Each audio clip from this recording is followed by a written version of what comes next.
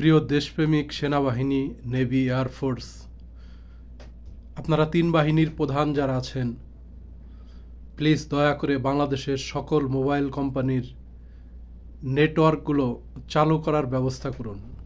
আমরা প্রবাস থেকে আমরা আমাদের পরিবার পরিজনের কোনো খোঁজ খবর নিতে পারতেছি না।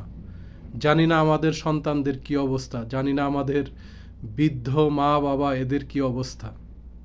আমরা ভীষণ চিন্তিত, আমরা ঘুমাতে পারছি না, আমরা কাজ করতে পারতেছি না। জানি না আমাদের কতগুলো সন্তান শহীদ হয়েছে।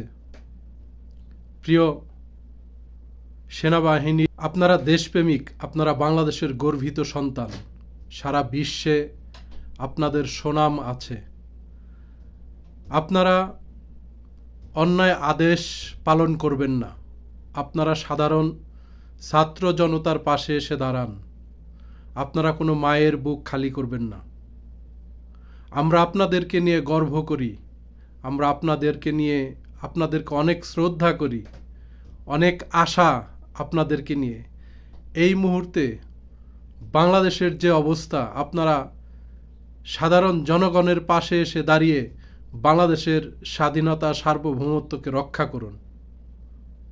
আপনাদের কাছে অনুরোধ, আমরা প্রবাস থেকে আমরা ভীষণ চিন্তিত।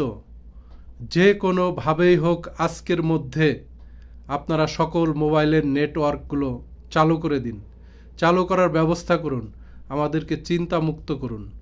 আমরা আর নিতে পারতেছি না, আমাদের কাজকর্ম সব বন্ধ হয়ে যাচ্ছে। আমরা কোনো খোঁজ খবর না জানার কারণে আমরা শেষ হয়ে যাচ্ছি।